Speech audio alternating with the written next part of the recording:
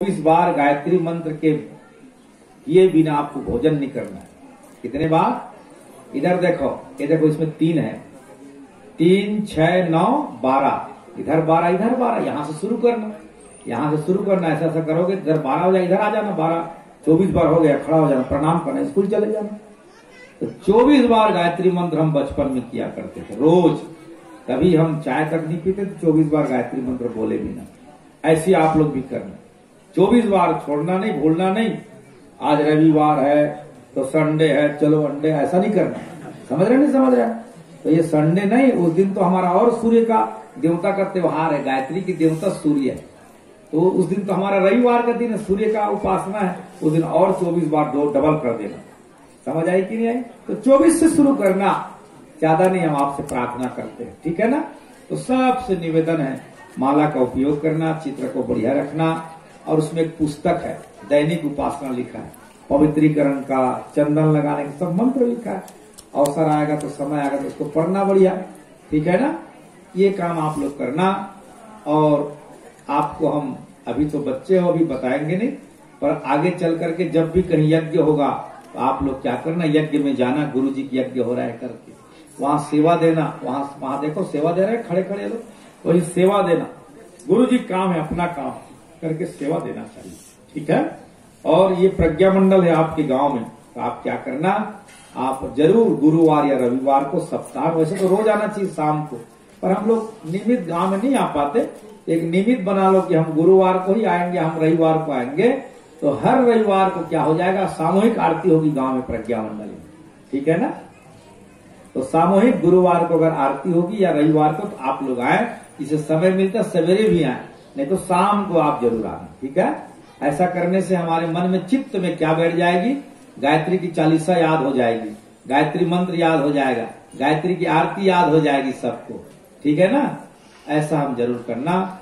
और अगर बालक के अगर अंदर में ऐसा बीज बो दिया जाए बचपन से, तो अब बालक क्या हो जाता है, बहुत ऊंचा उड़ जाता है। एक खुशहाल चंद नाम का एक बालक है। क्या नाम था उसका? नाम खुशहाल चंद। लेकिन तीसरी में 4 बार फेल हुआ। तीसरी में 4 बार फेल हुआ। उसका बाप भड़क गया, तीसरी निकाल दिया स्कूल से, और 2 जोड़ी भैंसा लिया उसके लिए।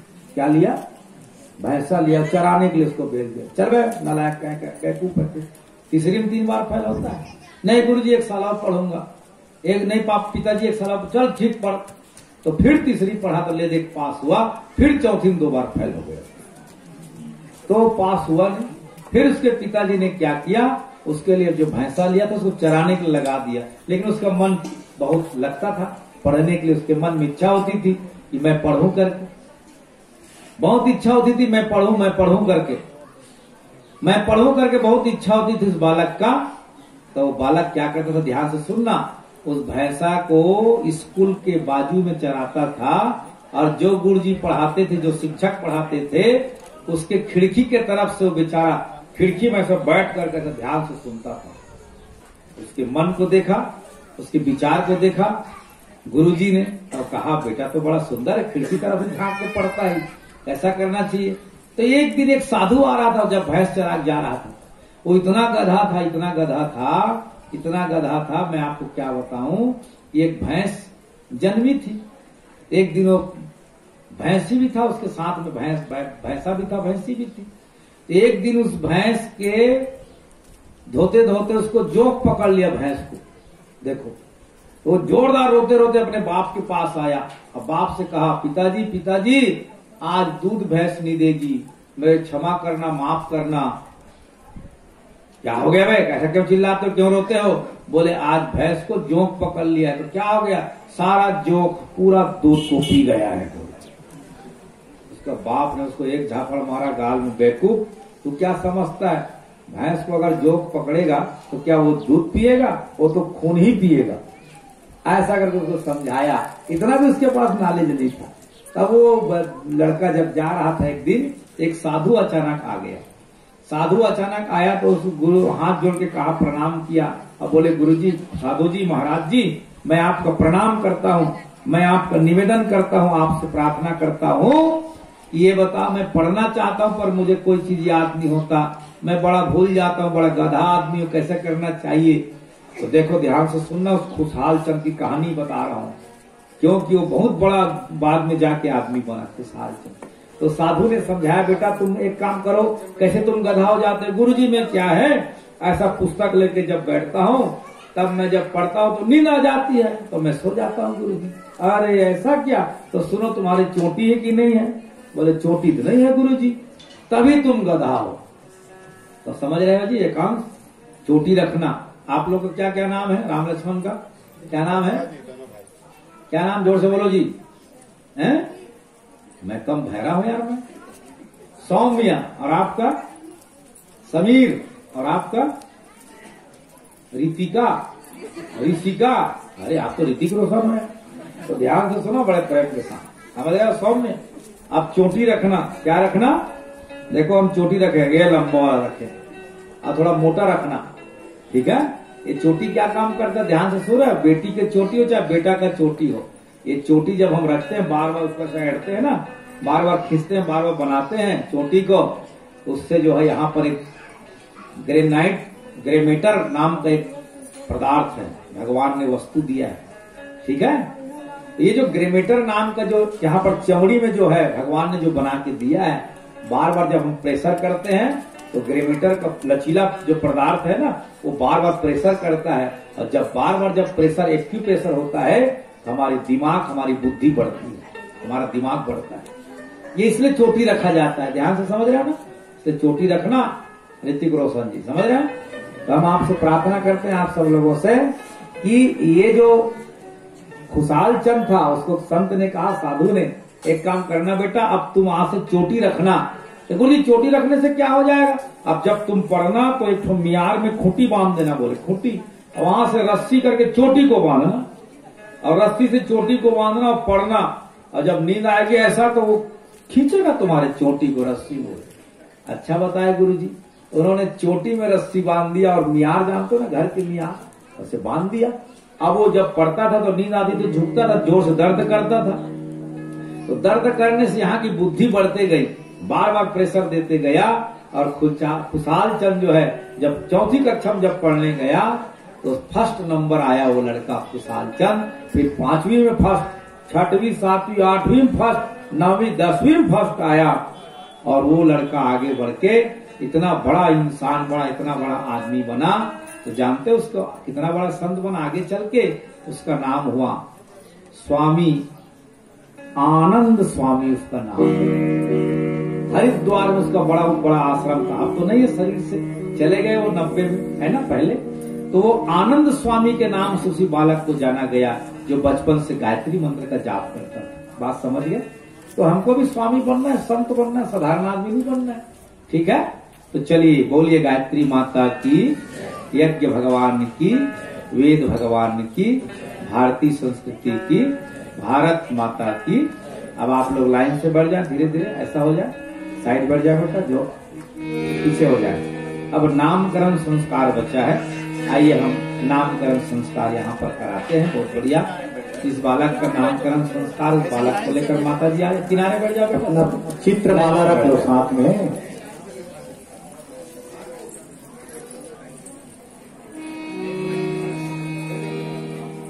नाम संस्कार वाले जो बच्चे हैं उनको लेकर के सामने में आ जाए।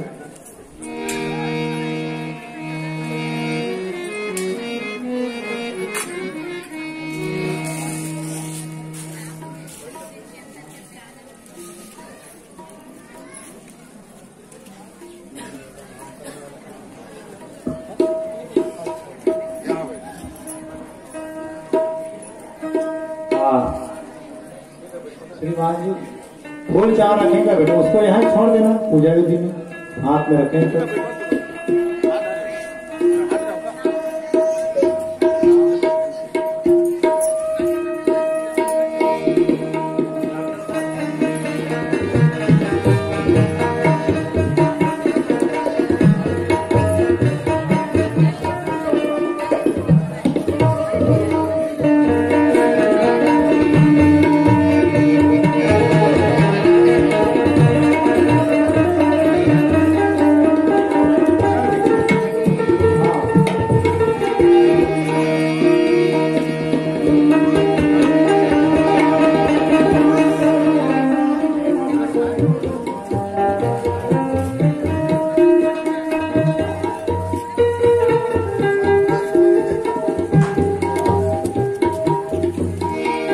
आइए अभी अब एक नामकरण संस्कार है उनके बालक का।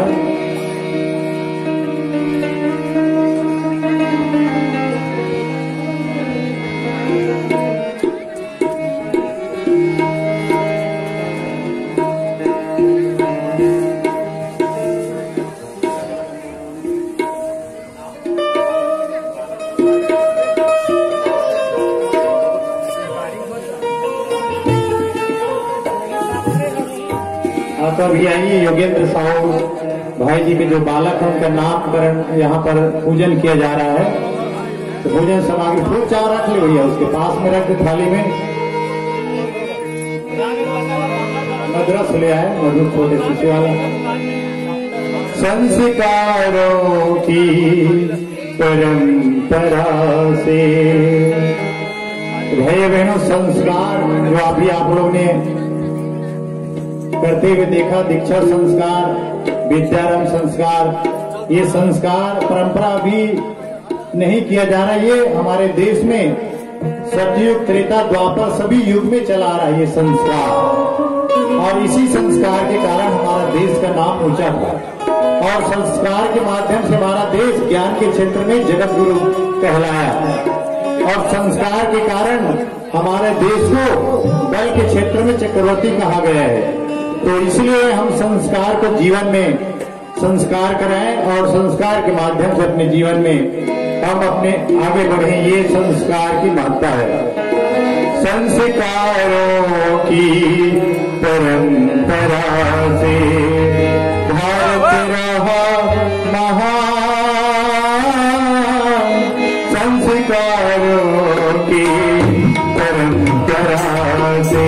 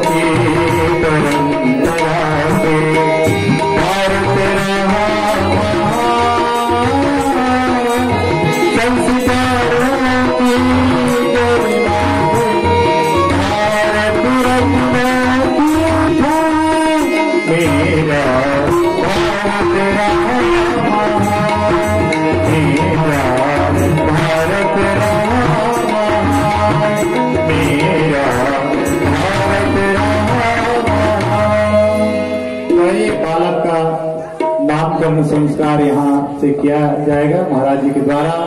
और सभी भाई बहन भी ध्यान देंगे कि नामकरण संस्कार कैसे किया जाता है और क्यों कराना चाहिए अपने बालक का, है नहीं।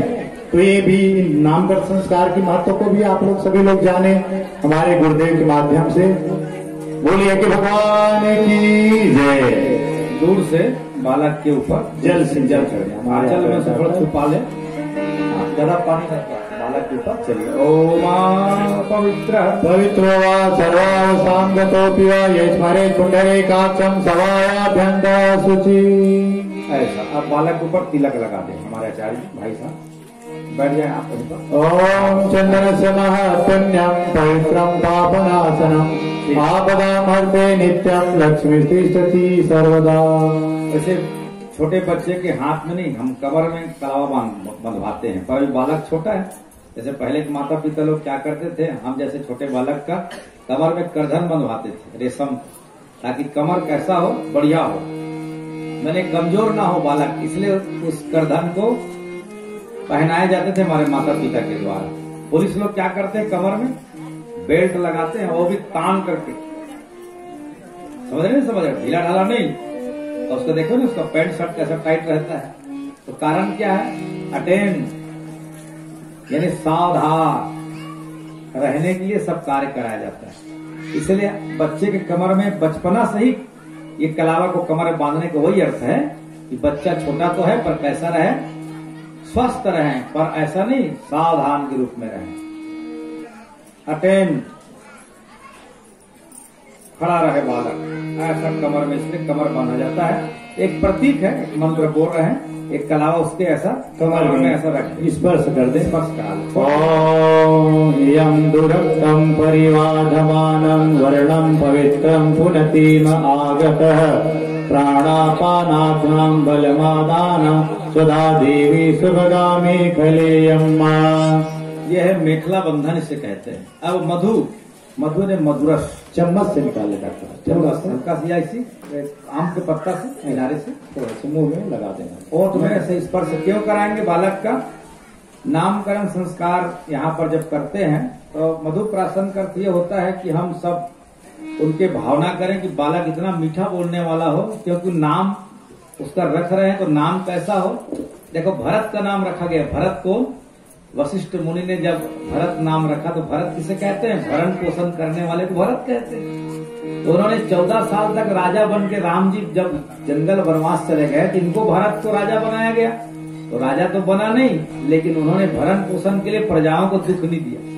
उनके नाम के अनुरूप उन्होंने काम किया, सारे व्यक्ति की प्रजाओं के पेट को भरते रहे, कोई दुखी नहीं हुए, कोई दुखी नहीं हुए, कोई निराश नहीं हुए उनके जीवन में। तो ये है नाम के अनुसार गुण उसका आना चाहिए, ठीक है ना। तो आइए मधु उसके ओठ में हल्का से ज्यादा नहीं, थोड़ा सा चलिए। ओम शिष्टता शालीनता वर्धयामि, ओम मृते ददामि मधुनो दिशानो वेदम सवित्रा पुरुषम मधो नामः। अब यहाँ पर सूर्य नमस्कार की परंपरा है। जैसे बालक अगर यहाँ पर अगर हमारे घर में आता है तो ध्यान से सुनो, एकदम अंधियारी कोठी में अंधियारी खोली में रखना नहीं चाहिए। माता जी ध्यान से सुनिए, छोटे बालक को ध्यान दिया करो, उसे सूर्य प्रकाश की आवश्यकता होती, सवेरे सवेरे कुनकुना धूप, उसको थोड़ा धूप दिखाना चाहिए। पहले दाई मन क्या करे, मछोली रखे बढ़िया एक ठक लुगरा ऐसे लकड़ी टेका लुगरा ऐसे मच्छरदानी बना दे, ताकि धूप ज्यादा मत पड़े जोर से और कम भी धूप आए पर आंच लेते रहे। क्यों? क्योंकि बच्चा जो है जब गर्भ में रहता है 9 महीने तक, एक झिल्ली नुमा थैली में अंदर रहता है 9 महीने तक, उसे धूप नहीं मिलता और मल मूत्र से सना रहता है।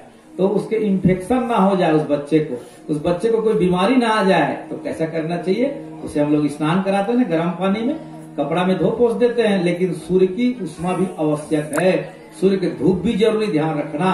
तो वही यहाँ पर क्रिया कराया जा रहा है। थोड़ा ऊपर कर दो से बच्चे को, सूर्य का ध्यान, सूर्य का ध्यान। ताली बजाएं।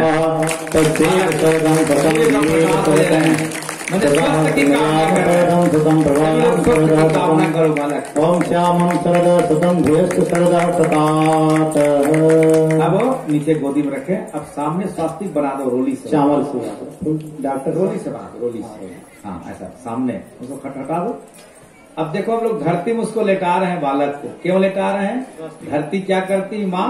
हमारे 9 ग्रहों को वो क्या करती? सौंप देती है, ग्रहण लकीर देते, खींच देते धरती माँ, वो ताकत है धरती में।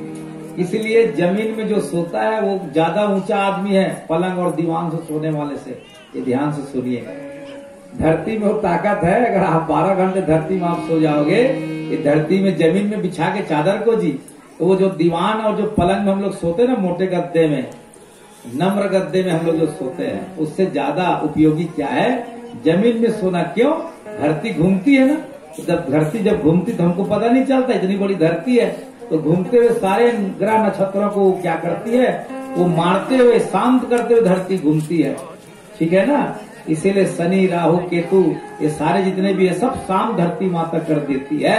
इसलिए हमको क्या करना चाहिए? धरती माता में सोना चाहिए, ठीक है। धरती मेरी माता पिता से माँ, बच्चे को लेकर धरती मेरी माता पिता से माँ, धरती मेरी माता पिता से माँ, हमको तो प्यारा लागे सारा जहां, धरती मेरी माता पिता से माँ, धरती मेरी माता पिता से माँ।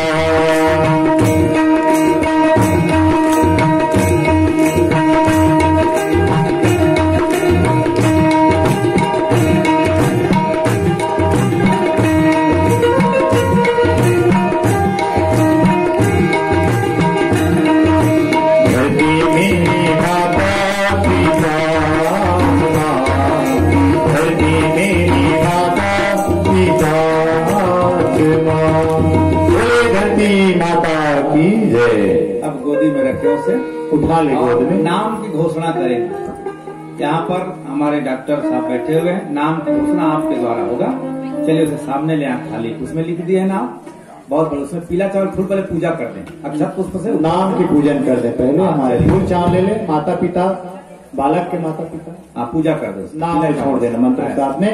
ओम भूर्भुवः स्वः तत्सवितुर्वरेण्यं भर्गो देवस्य धीमहि छोड़ दो। धियो यो न प्रचोदयात्। बहुत बढ़िया। ये नाम और उस थाली को आपने डॉक्टर साहब ऐसा पकड़ के सभी तरफ दिखा दें और सभी लोग अवलोकन मन देखें उसको, ठीक है। छोड़ दो, चावल ढाल दो ढाल दो नीचे में।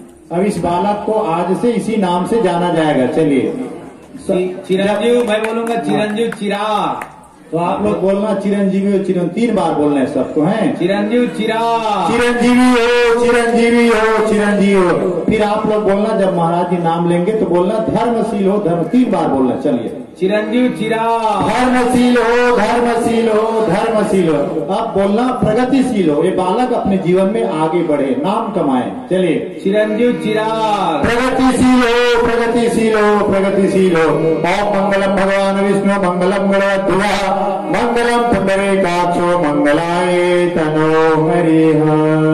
अब बालक को हमारे पास ले आए उनके माता जी। अब माता बालक को महाराज जी के पास ले आशीर्वाद देने के लिए। और आज से नाम से अमर हो गए बालक, माता पिता का नाम रोशन करेगा। तुझे सूरज कहूँ या चंदा, तुझे दीप कहूँ या तारा, मेरा नाम करेगा रोशन जग में मेरा नाम दुलारा। मेरा नाम करेगा रोशन जग में मेरा नाम दुलारा। तुझे सूरज कहूँ या चंदा, तुझे दीप कहूँ या तारा, मेरा नाम करेगा रोशन जग में मेरा नाम दुलारा। मेरा नाम करेगा रोशन जग में मेरा नाम